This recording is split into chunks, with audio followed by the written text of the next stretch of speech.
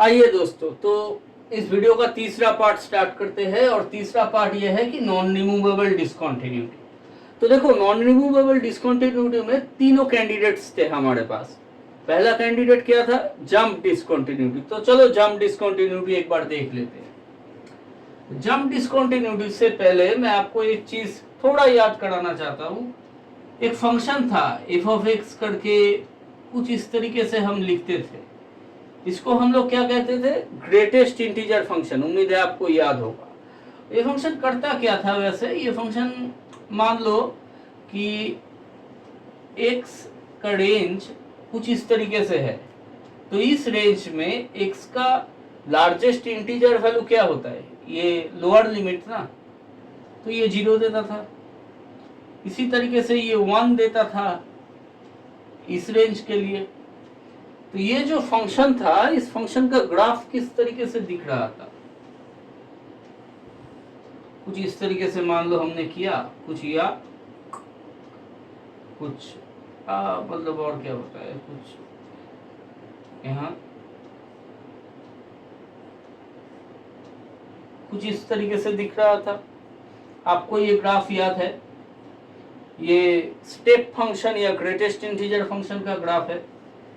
मुझे मालूम है कि x इक्वल्स टू 1 पे ये 0 होना चाहिए था, मैंने इसको थोड़ा उठा दिया है।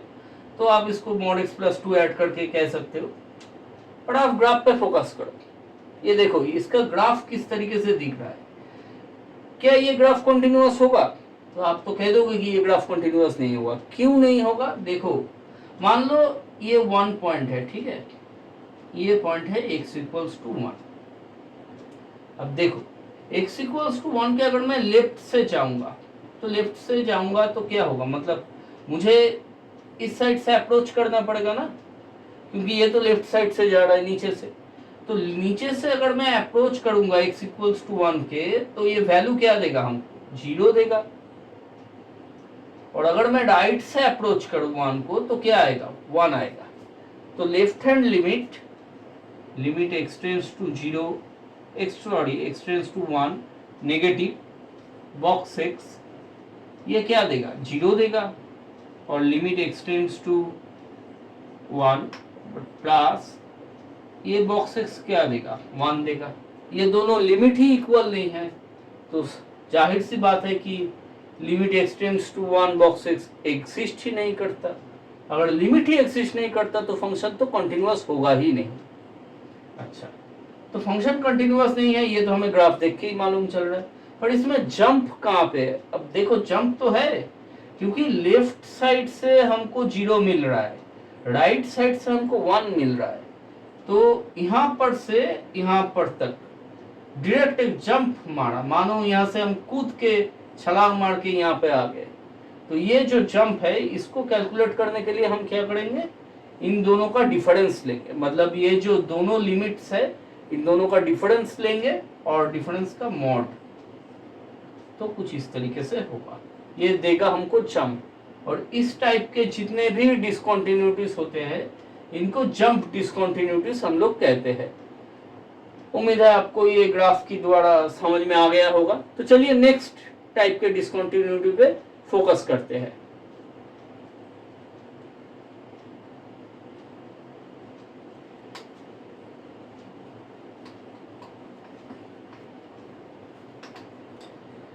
तो दोस्तों, हमारा अगला डिसकंटिन्यूटी का केस क्या होगा कि इनफाइनाइट डिसकंटिन्यूटी।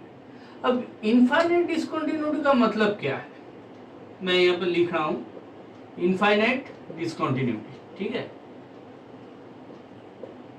इनफाइनाइट डिसकंटिन्यूटी का मतलब यह है कि फंक्शन का वैल्यू किसी पॉइंट पे इंफिनिटी रीच कर रहा है।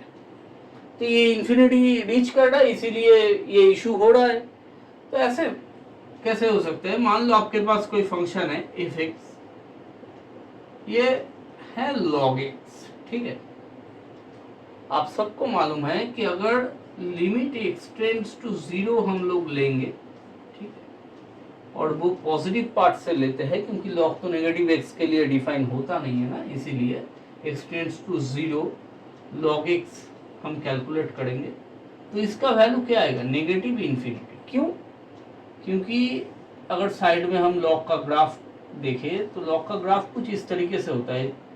ये क्या होता है, ये होता है 1 पॉइंट पे, क्योंकि 1 पॉइंट पे लॉग 0 वैल्यू देता है, लॉग 1 0।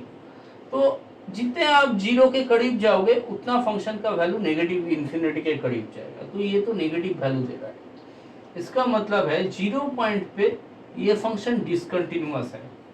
अब आप ये पूछ सकते हो कि डिसकंटिन्यूअस क्यों है, क्योंकि देखो इन्फिनिटी तो कोई फिक्स्ड वैल्यू है नहीं ना, जिसको हम हाथ में थमा दे कि ये लो भाई तुम्हारा ये है वैल्यू। तो ये तो हम कह नहीं सकते, इन्फिनिटी तो कोई फिक्स्ड वैल्यू है नहीं ना। इन्फिनिटी एक कॉन्सेप्ट है, ये एब्स्ट्रैक्ट कॉन्सेप्ट है, ये तो कोई फिक्स्ड वैल्यू है नहीं, इसीलिए हमको इसको इनफाइनाइट डिसकंटिन्यूटी कह सकते हैं। मैं और भी एक एग्जांपल देता हूं जो आप बहुत यूज करते हो, बहुत यूज करते हो, और वो एक एग्जांपल है tan x। आप सभी ने tan फंक्शन सीखा है। अब देखो tan फंक्शन जब तुम लोग π/2 पे कैलकुलेट करते हो, मतलब मान लो x इक्वल्स टू π/2 पे हम इस फंक्शन का कॉन्टिन्यूटी देखना चाहते हैं, तो हमें इशू क्या है? इशू तो देखो, अगर हम लिमिट एक्सटेंड्स टू π/2 ये करते हैं पर नेगेटिव साइड से, ठीक है, मतलब π/2 से छोटे वैल्यू से π/2 की ओर जा रहे हैं, तो tan x का लिमिट कितना आएगा? अच्छा, ये लिमिट जांचने से पहले tan x को हम थोड़ा चेंज करके लिखते हैं कि sin x by cos x, ये तो हम लिख ही सकते हैं। अच्छा चलो बताओ, जब x π/2 की तरफ जाएगा तो sin x का वैल्यू कितना आएगा? ये तो 1 आएगा। और जब x 0 की तरफ जाएगा, x π/2 की ओर जाएगा तो cos का वैल्यू कितना होगा? 0 होगा। तो ये वैल्यू क्या आता है? 1/0। ये उसकी ओर जाएगा, तो ये वैल्यू किसकी ओर जाएगा? ये इन्फिनिटी की ओर जाएगा। ठीक सी बात है। ये तो इस साइड से हुआ। अगर हम साइड थोड़ा बदल लें, थोड़ा सा ही, हाँ ज्यादा नहीं, थोड़ा सा ही, अगर थोड़ा सा साइड बदल लेते हैं तो थोड़ा मामला गड़बड़ा जाएगा। क्यों? देखो, अगर हम π/2 के प्लस से भी π/2 की ओर जा रहे हैं तो साइन का वैल्यू तो फिक्स्ड रहेगा 1, पर अगर हम π/2 के पॉजिटिव साइड से जा रहे हैं, मतलब π/2 का वैल्यू से ज्यादा वैल्यू होगा x का, तो x किस क्वाड्रेंट में लाई करेगा? सेकंड क्वाड्रेंट में।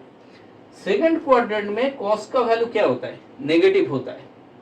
π/2 की ओर जब जाएगा, जाहिर सी बात है cos की वैल्यू 0 होगा, पर किस साइड से? नेगेटिव साइड से, इसीलिए यहाँ पर एक नेगेटिव साइन आएगा। और ये क्या देगा? ये हमें देगा नेगेटिव इन्फिनिटी। तो देखो, इधर इन्फिनिटी आ रहा है, इधर नेगेटिव इन्फिनिटी आ रहा है, ये दोनों इक्वल तो है नहीं। और अगर इक्वल हो भी जाते तो भी क्या फर्क पड़ता है? इन्फिनिटी है ना, तो ये तो डिसकंटिन्यूअस होगा ही, ये इसीलिए इनफाइनाइट डिसकंटिन्यूटी होगा। और आप लोगों ने ये सारे वैल्यू, मतलब tan x का π/2 पे वैल्यू आप लोग क्या कहते हो? अनडिफाइंड। अनडिफाइंड इसीलिए है ना क्योंकि एक तो फाइनाइट वैल्यू ही नहीं है, इसीलिए इसको इनफाइनाइट कहते हैं। उम्मीद है आपको समझ आ गया होगा। तो चलिए मूव करते अगले डिसकंटिन्यूटी की तरफ।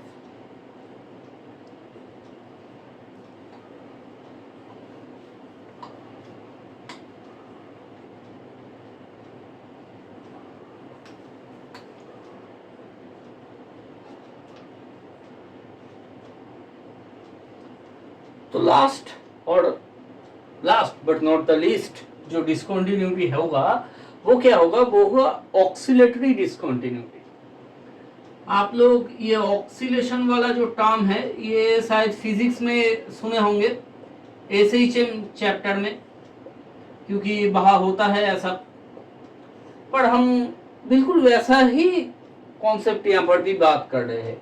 ऑक्सीलेशन, ऑक्सीलेशन का साफ साफ ये मतलब है कि फंक्शन उठ रहा है, घट रहा है, उठ रहा है, घट रहा है, और वो इतनी जल्दी हो रहा है कि ये बिल्कुल जैसे ईसीजी का ग्राफ होता है ना, बिल्कुल वैसा मूव कर रहा होगा, एक पर्टिकुलर टाइम में इतने फास्ट मूव करेगा।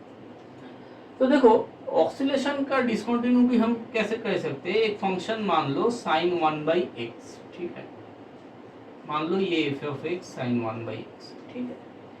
अगर आप x 0 की तरफ देखोगे, मतलब limit x tends to 0 sin 1/x इसको देखोगे,